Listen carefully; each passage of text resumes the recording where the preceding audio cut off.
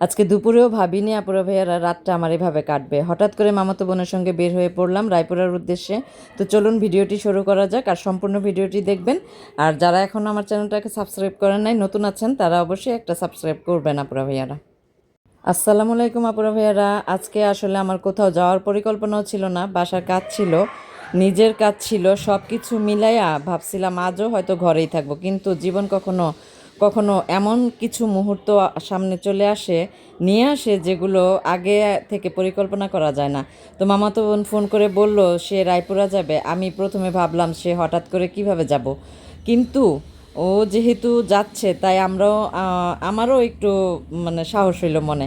ভাবলাম দুই বোন একসঙ্গে গেলে হয়তো যাত্রাটা ভালোই হবে। তারপর দ্রুত রেডি হয়ে বের হয়ে গেলাম আমার মামাতো বোনের বাসায়। তো আজকে কিন্তু একদম হঠাৎ করে বের হচ্ছি।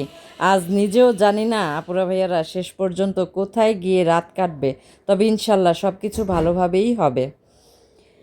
তো মামাতো বোনের বাসা থেকে মামাতো বোনকে নিয়ে বের হলাম। তো ওর বাসায় আমাকে আবার একটা কলা দিছে, কলা খাইছি। কলা খেয়ে তারপর আমার মামাতো বোন আর আমি দুজনে বের হয়ে রেল স্টেশন যাত্রা শুরু করলাম। তো এত বড় একটা ভ্রমণের গল্প হয়ে যাবে তখন কিন্তু আমরা কেউই বুঝি নাই আপুরা ভাইয়ারা। তারপর রওনা দিলাম এয়ারপোর্টে, রেল স্টেশনের দিকে। তো আমরা এখন এয়ারপোর্ট রেলওয়ে স্টেশনে। কিন্তু এখানে এসে আমি সত্যিই অবাক হয়ে গেছি। এত মানুষ, মনে হচ্ছে ঈদের ছুটি চলতেছে। তো আজ বৃহস্পতিবার, সামনে 2 দিন সরকারি ছুটি, তাই মনে হয় সবাই বাড়ির দিকে যাচ্ছে। তো চারদিকে শুধু মানুষ আর মানুষ। স্টেশনে দাঁড়িয়েই আমার তখন একটু ভয়ই লাগতেছিল, কারণ আমার সঙ্গে মামাতো বোন, তার পেটে বাচ্চা। এত মানুষের ভিড়ের মধ্যে ট্রেনে ওঠা কতটা যে কঠিন হবে সেটা ভাবতেই চিন্তা হইতেছিল। তো এমন অবস্থা, আমি স্টেশন আইসে আমার মাথা পুরা ঘুরে গেছে। প্রথম দিকে আমি খালি দেখছি স্টেশনটা, আমি ভাবছি যে যাক, আজকে আলহামদুলিল্লাহ ভালোভাবেই মনে হয় যাইতে পারবো, তেমন একটা ভিড় নাই। আমার কিন্তু মনেও ছিল না আজকে যে বৃহস্পতিবার। কিন্তু যত সামনে যাইতেছি ততই মনে হইতেছে কি যে আমি মানুষের একদম মেলার মধ্যে চলে আসছি। এত মানুষ, আমি যে কি পরিমাণ ভয় পাইছি বলার মতো না, প্রচণ্ড ভয় পাইছি। তো এত মানুষের আর স্টেশনে দাঁড়ায় থাকতে থাকতে একটা মজার জিনিস চোখে পড়লো। আমি দেখলাম সেখানে একটা সাইনবোর্ড ঝুলতেছে, ফ্রি ওয়াইফাই। দেখে মনে হইলো বাহ, এতক্ষণ অপেক্ষা করতে হবে, অন্তত ফ্রি ওয়াইফাই দিয়ে একটু সময় কাটানো যাবে না। কিন্তু মজার ব্যাপার হলো, দেখলাম অনেকেই সেখানে ওয়াইফাই কানেক্ট করার চেষ্টা করতেছে। একজন চেষ্টা করছে, কানেক্ট হচ্ছে না। আরেকজন চেষ্টা করছে, সেও বলছে কানেক্ট হচ্ছে না। আমি ভাবলাম আচ্ছা, তাহলে এই ওয়াইফাই সাইনবোর্ডটা ঝুলিয়ে কেন রাখছে? মানুষ এত আগ্রহ নিয়ে কানেক্ট করার চেষ্টা করতেছে, কিন্তু কারো নাকি কানেকশনই হচ্ছে না।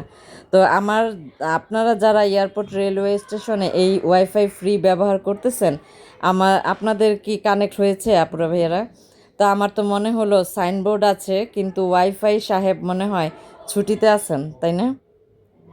এরপর শুরু হলো আমাদের আসল অপেক্ষা। একটু একটু করে সময় চলে যাচ্ছে। 1 ঘন্টা, 2 ঘন্টা, 3 ঘন্টা, শেষ পর্যন্ত প্রায় 4 ঘন্টা অপেক্ষা করতে হয়েছে। দেখতে দেখতে সন্ধ্যাও হয়ে গেছে। কি যে কঠিন অবস্থায়, এই পর্যন্ত কোনো ট্রেন আসে নাই, জানেন, কোনো ট্রেন না। 4 ঘন্টা অপেক্ষা কিন্তু অনেক সময়, তাই না? তো বিশেষ করে যখন প্রচণ্ড গরম, সামনে এত মানুষ, আর দাঁড়িয়ে থাকারও তেমন কোনো জায়গা নাই, মাঝে মাঝে মনে হচ্ছিল আমরা কি আজকে আদৌ ট্রেনে উঠতে পারবো। কিন্তু যেহেতু এত দূর চলে আসছি, তাই অপেক্ষা করতেই হলো। দেখেন মানুষজন, অনেক মানুষ এই ট্রেনে ওঠার চেষ্টা করতেছে, অনেক কেউ ছাদে উঠতেছে, কেউ জানালা দিয়ে উঠতেছে। কি একটা অবস্থা! তো আমিও আমার কাঙ্ক্ষিত ট্রেনের জন্য অপেক্ষা করতেছি আমার মামাতো বোনকে নিয়ে। তো এত অপেক্ষা, 4টা ঘন্টা, ভাবা যায়? তো আমি তো ভাবতেছি আজকে মনে হয় যাইতেই পারবো না। এত কঠিন অবস্থা ছিল। আর ঈদের ছুটি আমি কখনো চোখে দেখি নাই, কিন্তু আজকে দেখলাম জানেন ঈদের ছুটির মানুষ যে কিভাবে যায়, তখন চিন্তা করলাম এরা কিভাবে এত কষ্ট করে বাড়িতে যায়, না গেলেও তো পারে তাই না? কিন্তু আবার ভাবি যে এদের তো বাড়িতে পরিবার আছে, মা বাবা আছে, ভাই বোন আছে, সবার কাছে যাইতে হয়। যেহেতু সামনে 3 দিন ছুটি আছে, তো সেই 3 দিন সময় কাটাবে বাড়িতে পরিবারের সাথে, কত আনন্দ তাই না? তো অবশেষে আমরা কি করলাম জানেন, একটা ট্রেনে উঠলাম। এই কাঙ্ক্ষিত মুহূর্ত এলো, ট্রেন আসলো, কিন্তু ট্রেন আসার পরও আমাদের দুশ্চিন্তা শেষ হইলো না, কারণ ট্রেনে প্রচণ্ড ভিড়। আমরা ট্রেনে ভালো কোনো বগিতে উঠতে পারি নাই। আমরা উঠছি হইলো ওই কি বলে গার্ড পরিচালকের বগিতে। তো এখানে ওঠার পর আমি একটু ভয় পাইছিলাম, মনে মনে অনেক ভয় পাইছিলাম। সত্যি বলতে তখন আমি একটু ভয় অনেক পাইছিলাম, মনে হচ্ছিল আমরা ঠিক জায়গায় উঠলাম তো, কিন্তু আর কোনো উপায়ও ছিল না। সাধারণত বগিতে সেই ভিড়ের মধ্যে ওঠা আমাদের পক্ষে সম্ভব ছিল না, তাই আল্লাহর নাম নিয়ে না আমরা সেখানে উঠে গেলাম। তো আলহামদুলিল্লাহ শেষ পর্যন্ত ট্রেনে উঠতে পারছি।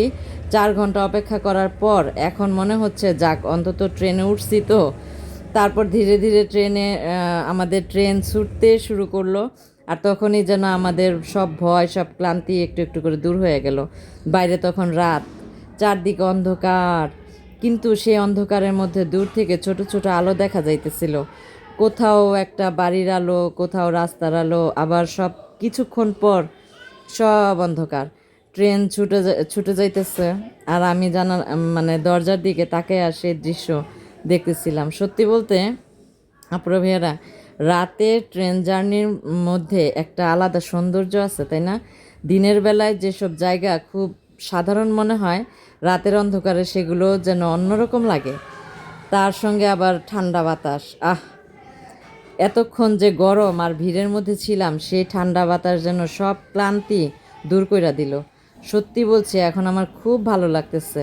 বাইরে তাকালে শুধু অন্ধকার আর দূরে ছোট ছোট আলো, মনে হচ্ছে আমরা যেন কোনো সিনেমার মধ্যে দিয়ে যাচ্ছি। দেখেন কত সুন্দর লাগতেছে না? তো আমরা তো অপেক্ষা করতেছি, এর মধ্যে আমরা নরসিংদী স্টেশন পার হয়ে গেছি। তো আমার লাইফের প্রথম জার্নি এরকম রাত্রেবেলা আমার মামাতো বোনকে নিয়ে যাওয়া, তারপর হচ্ছে ও আমার সাথে যাইতেছে, একটা দায়িত্ব আছে না যে ওরও তো বাচ্চা পেটে। তো যাই হোক,